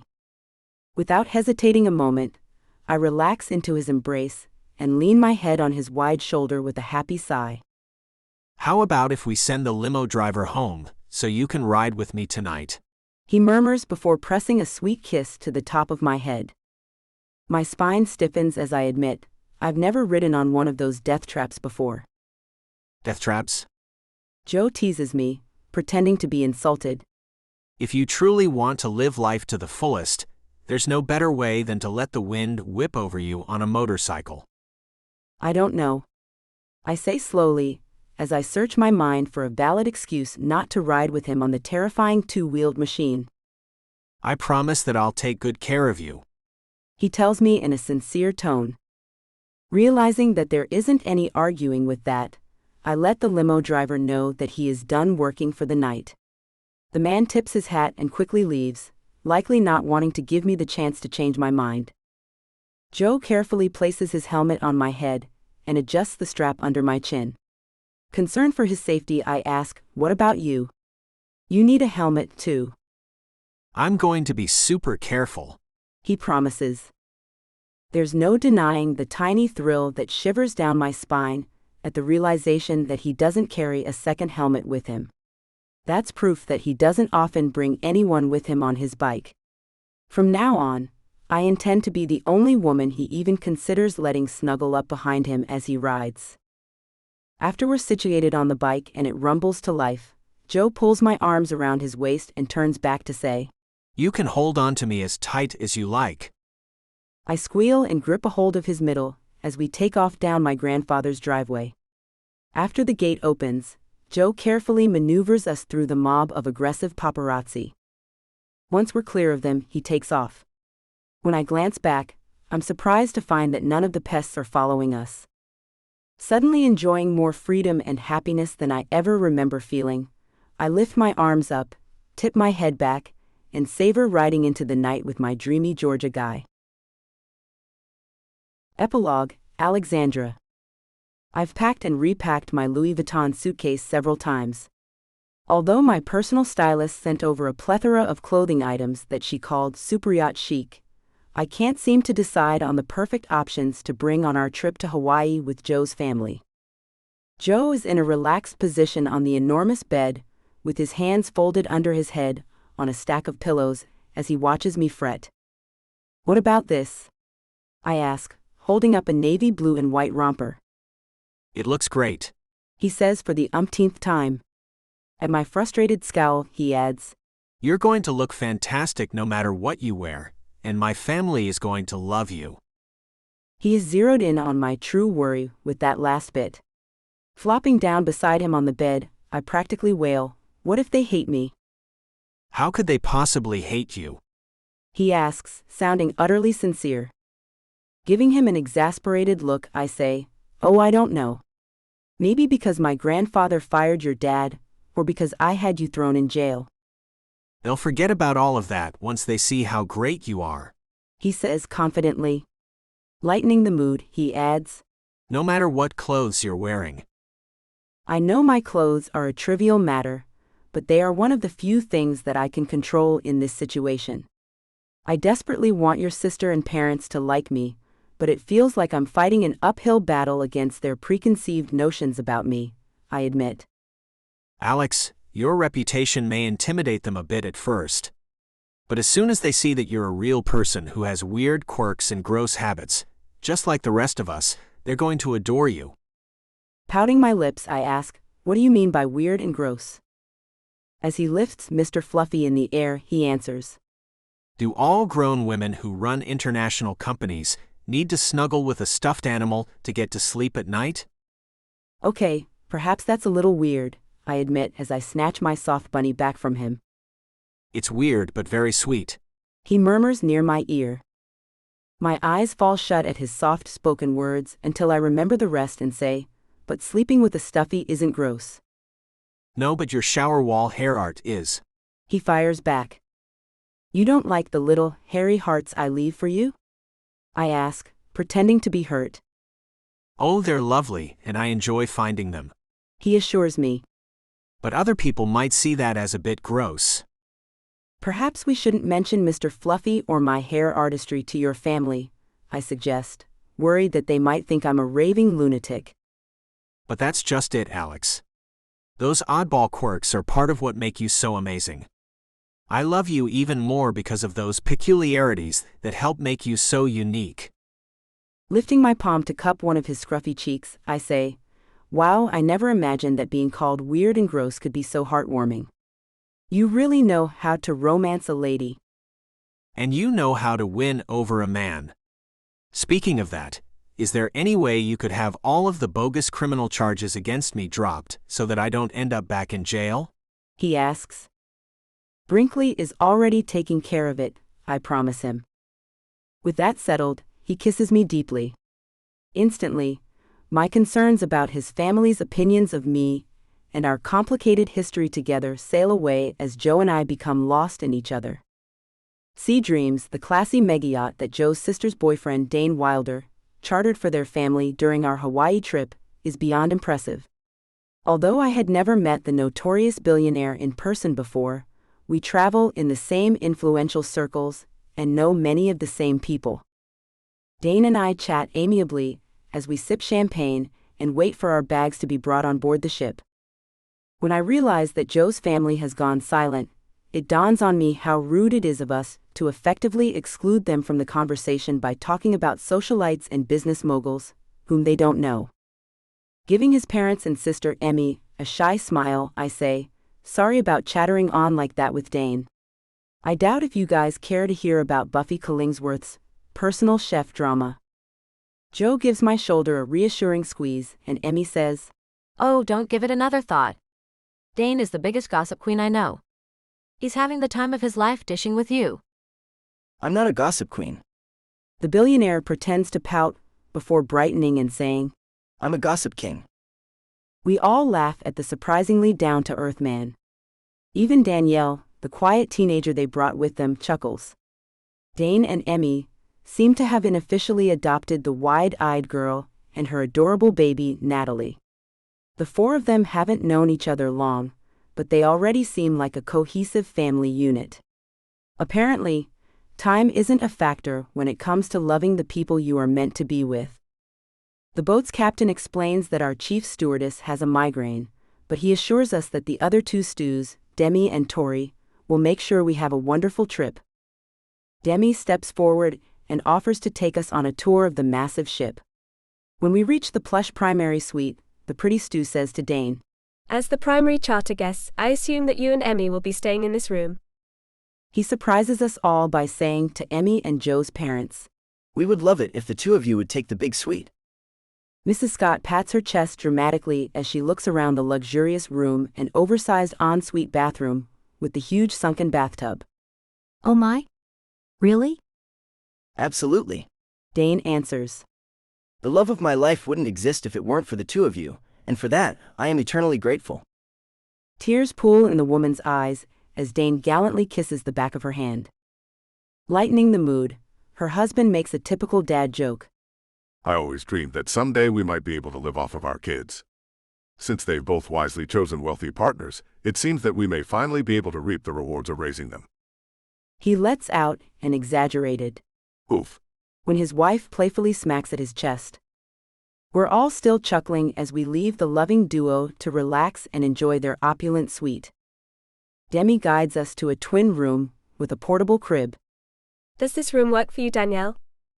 The teenager's eyes light up, even though the room is less than a quarter the size of the primary suite. Carrying her baby inside, she coos at her. Look at this, Natalie. It's all ours for the next few days. As we leave them to settle in, Demi proves that she knows exactly who Dane and I are by saying, I'll let you two billionaires duke it out over who gets the queen suite and who is stuck in the other twin stateroom. She shows us the two rooms. There is no denying that the suite with the queen-sized bed, elegant bathroom, and sweeping ocean views through the oversized windows is far superior to the bare-bones room with the twin beds and porthole view. Not wanting to create a ruckus, I say to Dane, You're paying for this trip, so you should get the better room. I'll pick up the tab next time, and you can stay in the storage closet-sized accommodations. My attempt at humor falls flat when Dane says, No, I insist that you and Joe take the bigger room. Emmy snuggles up next to her man, obviously proud of his extreme generosity. Joe steps forward. That isn't necessary. You guys take the better room. Demi glances back and forth between us, probably just wanting to escape this standoff, before weighing in. You know, most people fight over who gets the nicer room. It's refreshing to see so much politeness. Oh, I'm not just being polite. Dane reveals. The twin room will allow us to be closer to Danny and Natalie, in case they have any problems. Besides, we're used to waking up to a baby crying in the night. Right, sweetheart? Dane and Emmy beam at each other before she snuggles closer to him, and agrees. Absolutely. I don't know. Joe says, already beginning to waver. All right, I didn't want to have to tell you this. Dane hints. At our curious looks, he explains. I'm hoping to talk your sister into sharing one of those narrow twin beds with me. When he waggles his thick eyebrows suggestively, Joe lets out a disgusted You. before holding up his palms in mock surrender and saying, Okay, you win. Just go, and don't ever speak about sleeping with my kid sister in my presence again. We all laugh at his over-the-top reaction. Demi tells us to make ourselves at home and that dinner will be served at 8, then she hurries off. After settling in, we all head upstairs. We spend the day relaxing on the sun deck, riding jet skis, and zipping down the slide into the warm blue water. When Danny asks me to hold Natalie so she can go down the slide one more time, I give the teen an alarmed look. The girl chuckles as she shifts the adorable cherub into my arms. It will be okay. I promise. I didn't know what I was doing at first either, but Natalie doesn't care. With that, the young mom disappears down the slide, and I am left staring down at the tiny bundle in my arms. Sensing Joe's presence, I glance up to discover him gazing at me like I am the answer to all of his dreams. His eyes are sparkling with delight when he says, You look good with a baby in your arms. Don't go getting any ideas, I warn him, but I can't keep the smile at bay. Someday. He asks with a hopeful glint in his eyes. Unable to deny the sudden, mysterious urge that heats my chest, I surprise us both by nodding and saying, Someday soon. Joe lets out an excited Woohoo! before barreling headfirst down the water slide. The day of sunshine, play, and laughter goes by way too quickly. Joe's family is absolutely delightful, and we quickly bond with each other. When we all head below deck to our rooms to get ready for dinner, I'm delighted to see that one of the stews has created a towel bunny to be Mr. Fluffy's friend. They are snuggled together on our bed. I set them carefully aside before redacted. Redacted, and gazing out the windows at the beautiful Hawaii sunset over the water is absolute heaven. Life can't possibly get much better than being on a yacht, and redacted with the man of my dreams in paradise. We arrive a few minutes late for dinner. Everyone probably knows exactly why we are tardy, but no one calls us out on it. I'm delighted to see that our handsome, charming yacht captain is dining with us tonight.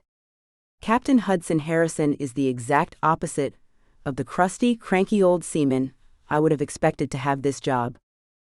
When the impeccably presented, gourmet food arrives, Emmy teases her brother for requesting a simple grilled cheese with bacon. Eyeing his plate, she says, I guess some things never change. I know what I like. Joe answers with no shame, before popping a French fry into his mouth. After swallowing, he angles his head toward Dane's beverage and adds, At least I have a grown-up drink. Danny speaks up for the first time during our meal. I thought the same thing about Dane's beverage of choice, but don't knock Shirley Temples until you've tried them. They are delicious. She lifts her cherry, garnished pink drink in Dane's direction. He does an air cheers with her, before they both take giant gulps of the sweet concoction. It doesn't take long for the four men around the table to begin talking animatedly over their love of driving fast. The mode of transportation doesn't seem to matter: cars, boats, motorcycles. They all share a love of extreme speed in anything that has a motor. As the meal progresses, Captain Hudson regales us with sea stories from his days in the Coast Guard and has us all riveted to his every word. Joe leans over to whisper near my ear. Do you have a bit of a crush on our captain? What? No. I answer firmly. At his single raised brow I say, he's the type of man I would be drawn to if I didn't know you, but you're the only man for me, Joe Scott. He beams at my reassurance, and presses a sweet kiss to my cheek. Besides, he and the third stew Tory have a thing going on. I speak with authority, even though it's just a guess. No way. Joe answers, still whispering. He's her boss. They're not redacted. Grinning, I say, they may not actually be redacted, but they both want to. The chemistry between them practically sizzles. As if proving my point, Tori's finger brushes across the captain's hand as she clears his dinner plate. They lock eyes and snatch their hands away from the connection, as if they have both just been burned. I give Joe a knowing look to nonverbally say, I told you so. He shrugs his shoulders, silently admitting that I might be right. The captain makes a quick exit before dessert, as if we have caught him doing something wrong. Evidently deciding that it's time for his big moment, Joe taps his fork on his crystal water glass. His mother's lower eyelids will with tears as she stage whispers to her husband. He's getting engaged. Giving his mother an exasperated look, Joe says, That's not what this is about, although someday soon, I would love to make that announcement. He squeezes my hand within his beneath the table before saying, After spending the day with Alex, I'm sure you can all easily see why I love her so much. Heads nod around the table, making me feel as accepted and comfortable as I do with my own family. Beaming at me, he says, This amazing woman has convinced me that I should use my computer hacking skills for good, rather than mischief. I'm starting a company that will help stop the leaking of private information, and my first client is Morrow Industries. Looking directly at his dad, he says, I've spoken with Mr. Morrow, and he seems truly sorry for the way you were treated. His dad nods before saying, He called me and we hashed it all out, son. We're all good. Joe's shoulders sag with relief, making it obvious that he wasn't as confident as he pretended to be, that our family's past dealings were all forgiven. We're better than good. Joe's mom weighs in. We're blessed beyond measure. Joe's dad nods his agreement before asking, What about your motorcycle repair shop? Splaying his hands, Joe says, The shop was barely making it financially. I love working on bikes, and it's something I'll always do, but it will be more of a hobby than a job going forward. With that settled, we tuck into our gooey chocolate desserts before going our separate ways for the night. Joe and I are alone in the massive hot tub when Tori checks in to see if we need anything. As she delivers our drinks, I can't resist asking her, Are there any shipboard romances between the crew members that we should know about? Nope. She answers, but her shy, happy smile says otherwise. Come on. Give us the inside scoop. We won't tell anyone, I promise, holding my right palm up out of the bubbling water. There's nothing to tell. She tries again. At my crestfallen expression, she leans in to add, But rumor has it that an upcoming primary charter guest is one of the most famous rock stars on the planet. Of course, relationships between crew members and guests are strictly forbidden, but Demi has always had a huge crush on this particular musician. Oh, that could be interesting, I weigh in, hoping for more juicy details. Perhaps. She shrugs before hurrying away. She's not giving up anything scandalous about her relationship with the captain, I grouch as Joe sets our drinks on the spa's ledge. She can't risk getting into any trouble. She's the third stew, which is probably one of the lowest-ranking positions on the ship. A romance between her and the highest-ranking officer on board could probably get them both fired. Joe says rationally. I guess, I answer, wishing I knew more about their personal stories. There is one romantic love story unfolding on board this yacht that is even more scorching and scintillating than anyone ever imagined, though. Joe hints. Wrapping my arm around his neck, I grin and ask the question, even though I already know the answer. Oh yeah? Whose romance would that be? Ours. I love you, Al. He answers in a husky tone. My eyes widen at his use of the masculine-sounding nickname. Deciding I don't hate it when it's falling from Joe's lips, I say, I must really love you too to let you get away with calling me that. You're now part of a tiny, elite group of people with permission to use that pet name for me. I feel special. He murmurs near my ear, making the tiny hairs on the back of my neck stand tall. You are special, I remind him as I move to redacted in the churning water. You're my completely un-average Joe. Yacht stewardess Demi falls hard for rock star legend and primary charter guest Gavin Timberbatch. When scandal strikes, will their new relationship survive? Rock on with them by listening to Idaho Idol.